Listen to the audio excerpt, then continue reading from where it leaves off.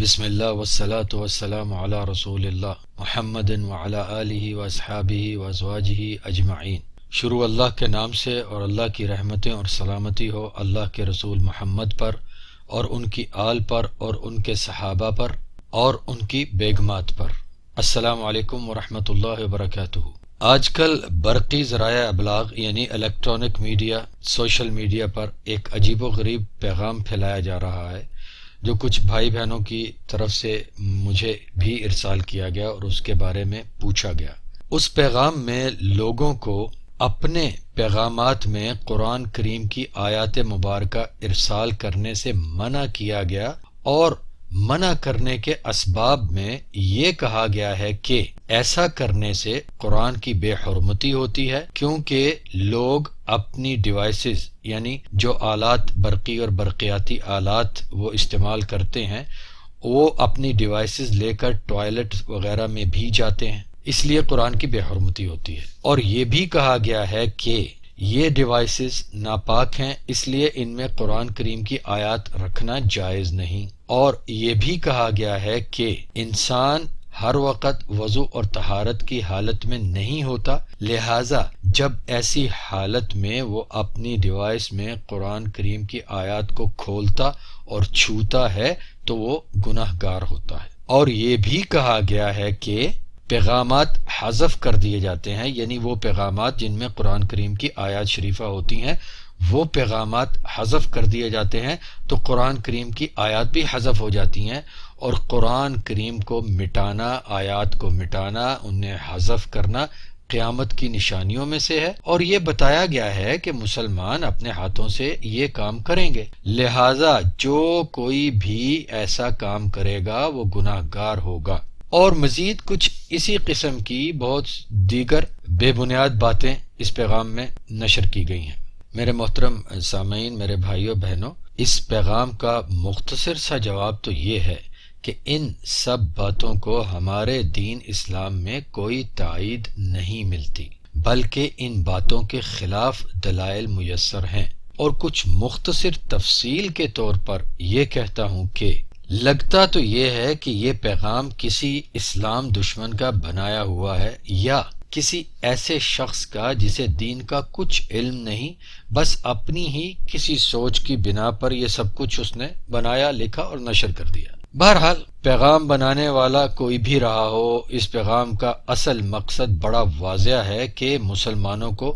قرآن کریم کی تبلیغ اور قرآن کریم کے ذریعے ایک دوسرے کو نصیحت کرنے سے روکا جانا ہے، کیونکہ جن کے دلوں میں اللہ تعالیٰ اور اس کے عذاب کا ڈر ہوتا ہے، قرآن کریم کے ذریعے نصیحت ان کے لیے راہ راست پر آنے کا ایک یقینی پکا سبب ہوتی ہے۔ لہٰذا وہ لوگ جو مسلمانوں میں خیر پھیلتے ہوئے نہیں دیکھ سکتے، یہ وہ لوگ ہیں جو یہ نہیں چاہتے کہ بھولے بھٹکے گناہوں اور کوتاہیوں کے شکار مسلمان، اپنے اللہ کے نافرمان مسلمان، اپنے رب اللہ عز و جل کی طرف واپس ہو جائیں اور اس کے فرمان بردار بن جائیں۔ ایسے ہی لوگ ہیں جو ہدایت کے اس یقینی ذریعے یعنی قرآن پاک کے استعمال سے روکتے ہیں۔ اللہ عز و جل نے تو اپنے آخری نبی اور رسول کریم محمد صلی اللہ علیہ وعلی آلہ وسلم کو یہ حکم فرمایا ہے، اور ان کے لیے اور ان کی امت کے لیے یہ منہج و مسلک مقرر فرمایا ہے کہ فذکر بالقرآن من یخاف وعید، لہٰذا اے محمد آپ قرآن کے ذریعے ہر اس شخص کو نصیحت کیجئے جو تنبیہ سے ڈرے، یعنی جو اللہ کی طرف سے دی گئی تنبیہ سے اور اللہ کے عذاب سے ڈرے۔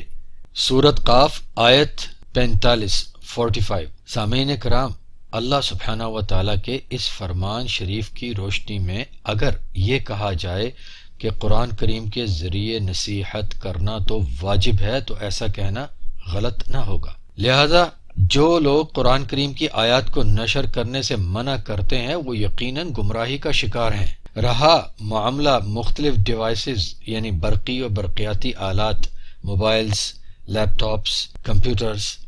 ٹیبلٹس، اس قسم کی چیزیں، ایسے آلات، یہ ڈیوائسز، تو ان میں قرآن کریم کی آیات کا موجود ہونا اور ان ڈیوائسز کے ساتھ ٹوائلٹس وغیرہ میں جانے کا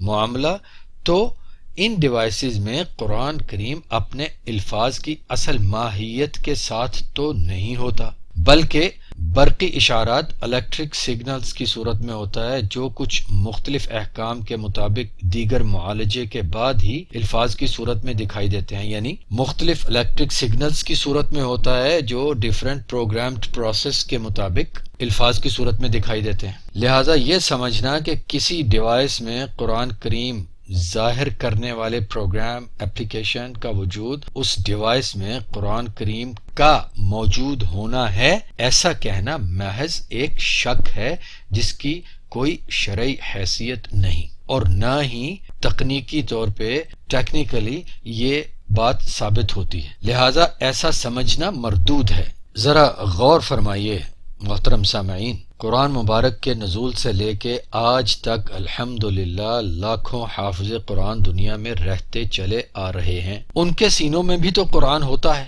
اب اس بے تکی منطق کے مطابق تو ان حافظان قرآن کو بھی ٹوائلٹس میں نہیں جانا چاہیے۔ یہ جو بات میں نے ابھی آپ کو سنائی کہ ڈیوائسز میں قرآن کریم ہوتا ہے تو اس کی وجود، اس کو لے کر لوگ ٹوائلٹس میں جاتے ہیں، اس لیے ڈیوائسز میں قرآن نہیں رکھنا چاہیے، یہ ایسی بات ہے جو آج تک امت کے کسی عالم کی طرف سے سنی نہیں گئی۔ اس کے بعد دوسری بات تھی ڈیوائسز کے ناپاک ہونے کی۔ تو سب سے پہلے تو یہ بات کہنے والے کو خود ان ڈیوائسز کو چھونا ہی نہیں چاہیے، چہ جائے کہ وہ انہیں استعمال کرتا ہے اور ان کے ذریعے اس قسم کے پیغامات پھیلاتا ہے۔ اور دوسری بات یہ کہ ایسے شخص کو اپنی یہ بات اسلامی تعلیمات کی روشنی میں ثابت کرنا چاہیے کہ یہ ڈیوائسز ناپاک ہوتی ہیں، اور انشاءاللہ وہ کبھی ایسا نہیں کر سکتا، کیونکہ اس بات کی، ان ڈیوائسز کے ناپاک ہونے کی کوئی ادنا سی ضعیف سی بھی دلیل وہ نہیں حاصل کر سکتا۔ اس کے بعد اگلی بات تھی کہ بغیر وضو اور طہارت کے ان ڈیوائسز میں ظاہر ہونے والی قرآن کریم کی آیات مبارکہ کو پڑھنے اور چھونے کی۔ تو پہلا مسئلہ تو اس سلسلے میں یہ ہے کہ ان ڈیوائسز میں ظاہر ہونے والی آیات شریفہ یا پورے کے پورے قرآن کریم پر مشتمل کوئی سافٹ ویئر وغیرہ مصحف شریف کا حکم اور درجہ نہیں رکھتے، اور دوسرا یہ کہ قرآن کریم کو بغیر وضو پڑھنا بھی جائز ہے اور چھونا بھی جائز ہے، سوائے حالت جنابت کے اور حالت حیض کے۔ جی ہاں، حیض اور جنابت کی حالت میں قرآن کریم کو چھونا جائز نہیں، مگر حیض کی حالت میں قرآن کریم کو چھوئے بغیر اس کی تلاوت کی جا سکتی ہے، اور جنابت کی حالت میں اس کی تلاوت کرنا بھی جائز نہیں۔ جنابت کی حالت میں کوئی انسان ہم بستری کے بعد داخل ہوتا ہے، اس وقت وہ پاکیزگی کی حالت میں نہیں رہتا، اور اس حالت کو جنابت کی حالت کہا جاتا ہے۔ تو جنابت کی حالت میں قرآن پاک کی تلاوت بھی جائز نہیں اور اسے چھونا بھی جائز نہیں۔ جنابت کی حالت میں قرآن کریم کی تلاوت نہ کرنے کے بارے میں جمہور علماء، یعنی عام طور پر سارے فقہا، سارے علماء کا اتفاق بیان کیا جاتا ہے۔ جی ہاں، کچھ علماء نے اس سے اختلاف بھی کیا ہے، لیکن دونوں طرف کے علماء کرام رحمہم اللہ کے اقوال پڑھنے اور سمجھنے کے بعد زیادہ درست یہی معلوم ہوتا ہے کہ حالت جنابت میں قرآن کریم کی تلاوت نہ کی جائے۔ رہا مسئلہ بلا وضو قرآن کریم کو چھونے کا، تو اس کے بارے میں درست یہی ہے کہ اگر کوئی مسلمان صرف بغیر وضو ہو، جنابت یا حیض و نفاس کی حالت میں نہ ہو، تو وہ قرآن کو چھو سکتا ہے، اور ان ڈیوائسز میں تو قرآن شریف موجود ہی نہیں ہوتا۔ جو کچھ ہم دیکھتے ہیں وہ برقی اشارات کے معالجے کے ذریعے بنا ہوا عکس ہوتا ہے، جس پر مصحف شریف یعنی قرآن کریم ہونے کا حکم لاگو نہیں ہوتا، یعنی جو کچھ ہم دیکھتے ہیں وہ الیکٹریکل سگنلز پروسیسڈ ہونے کے بعد ایک تصویر سی بن کے ہمارے سامنے آتی ہے، جس پر مصحف شریف قرآن کریم ہونے کا حکم لاگو نہیں ہوتا۔ اب آتے ہیں ہم اس پیغام میں قرآن کریم کی آیات پر مشتمل پیغامات کے حذف کر دیے جانے، یعنی انہیں مٹا دیے جانے کے بارے میں کی گئی بات کی طرف۔ تو میرے سامعین کرام، یہ بات بھی غلط انداز میں کی گئی ہے۔ صحیح احادیث میں تو یہ بیان کیا گیا ہے کہ قرآن اٹھا لیا جائے گا مصحف میں سے بھی اور مسلمانوں کے سینوں میں سے بھی، اور یہ ایک دم سے ہوگا، ایک دم سے ہو جائے گا۔ میں نے یہ کہیں نہیں پڑھا یا سنا کہ مسلمان یا دوسرے لوگ اپنے ہاتھوں سے قرآن مٹائیں گے، واللہ عالم۔ ہمارے اس دور کے تقریباً سبھی علماء کرام نے تو قرآنی آیات کو برقی پیغامات میں ارسال کرنے سے منع نہیں فرمایا۔ کسی بھی مسلک، کسی بھی فقہ کے کسی بھی جید معتبر عالم کی طرف سے ایسی کوئی بات نہ کبھی پڑھی گئی ہے، نہ سنی گئی ہے۔